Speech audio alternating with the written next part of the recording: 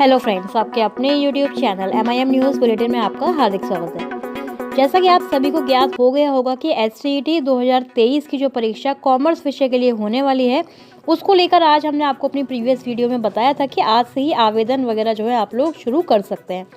इसके साथ ही आपको बताएंगे कि 7वें फेज़ पर अब सरकार का क्या कथन है, क्या पक्ष है सरकार का और क्या उन्होंने घोषणा की है, और फिर SCET एग्ज़ाम पर जो भी आपके संदेह बाकी रह गए हैं उसको भी क्लियर करने की कोशिश करेंगे। साथ ही कैबिनेट मीटिंग में आज क्या कुछ हुआ नियमावली को लेकर, इस पर भी चर्चा करेंगे। सबसे पहले आपको बता देते हैं कि नीतीश सरकार यानी कि बिहार सरकार जो है 7वें चरण की बहाली को लेकर, रिक्तियों को लेकर किस प्रकार से अपना पक्ष और अपना कथन रख रही है, आइए पहले यह देख लेते हैं।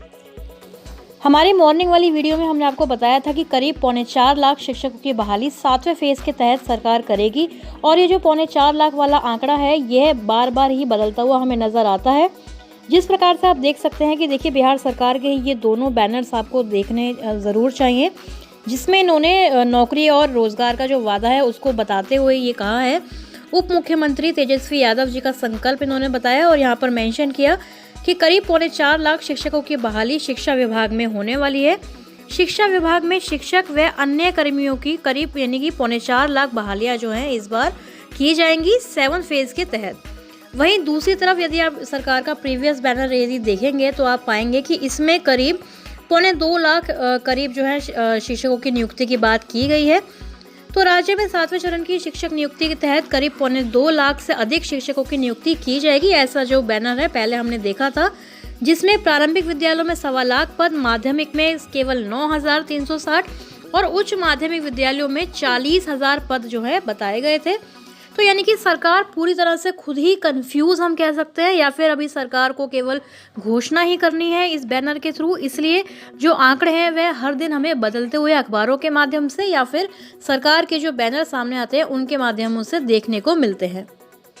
तो 7वें चरण के तहत सरकार के पूरे होंगे सारे वादे, इस तरह के बैनर्स हम आए दिन देखते आ रहे हैं, लेकिन केवल सरकार ही ये जानती है कि कितने शिक्षकों की बहाली वह 7 फेज़ के तहत करने वाली है, क्योंकि हर दिन जो है ये डेटा कलेक्ट कर रहे हैं, रिक्तियों की संख्या मांगी जा रही है। इसका मतलब कि सरकार के पास अभी भी पूरी तरह से रिक्तियां जो हैं यानी कि number of vacancies, number of seats जो है सरकार को अभी खुद भी क्लियरली पता नहीं है। केवल एक आइडिया से सरकार इन सारी सीट्स की घोषणा करते हुए अलग अलग अखबारों के थ्रू या फिर अलग अलग अपने जो वेबसाइट्स हैं या फिर सोशल मीडिया पर ये सारी चीज़ें जो है उजागर कर रही है।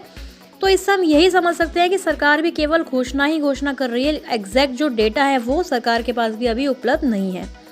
अब बात कर लेते हैं कैबिनेट मीटिंग के बारे में, जिसमें नियमावली को लेकर हम हमेशा ही इंतज़ार करते हैं कि कोई ना कोई चर्चा की जाएगी, लेकिन आज भी जैसा आप लोग जानते हैं कि नए साल की पहली ये कैबिनेट मीटिंग थी, उसमें भी नियमावली को लेकर या फिर 7वें चरण को लेकर कोई भी चर्चा, कोई जिक्र तक भी नहीं किया गया।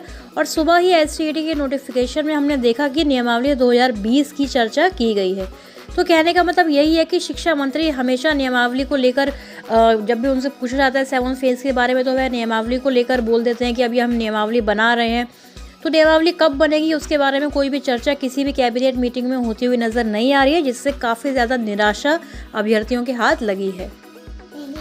तो मुख्यमंत्री नीतीश कुमार की अध्यक्षता में आज भी साल की पहली कैबिनेट की बैठक में कुल 16 एजेंडों पर मोहर लगी, और जो मंत्रिमंडल सचिवालय विभाग में आप लोग जानते हैं कि हमेशा ही अपर मुख्य सचिव भी मौजूद होते हैं और नीतीश कुमार की अध्यक्षता में बाकी मंत्रिमंडल के सदस्य भी रहते हैं, लेकिन शिक्षा विभाग को लेकर कोई भी जिक्र आज की मीटिंग में भी नहीं किया गया है। अब बात कर लेते हैं SCET 2023 की परीक्षा, जो कॉमर्स विषय के लिए फिलहाल जिसका विज्ञापन निकाला गया है। तो बहुत सारे अभ्यर्थी कमेंट सेक्शन में पूछ रहे थे कि आर्ट्स के लिए या फिर अन्य विषयों के लिए परीक्षा कब होगी। तो देखिए जैसा कि आप लोग जानते हैं कि 6 अप्रैल से 24 अप्रैल तक ये जो SCET की परीक्षा लेने का जो सरकार का रूटीन है, जो शेड्यूल है, तो यानी कि केवल 3 ही विषय आज बताए गए हैं SCET कॉमर्स वाले। तो उन्हीं 3 विषयों के लिए तो इतनी लंबी परीक्षा नहीं चलेगी इतनी लंबी अवधि में। तो इसलिए ये जाहिर है कि और भी ज़्यादा विषय, चाहे वे आर्ट्स के लिए हो या फिर पेपर 1 के कुछ विषय हों, उनके लिए भी परीक्षा का जो विज्ञापन है वह बहुत जल्द देखने को मिल सकता है।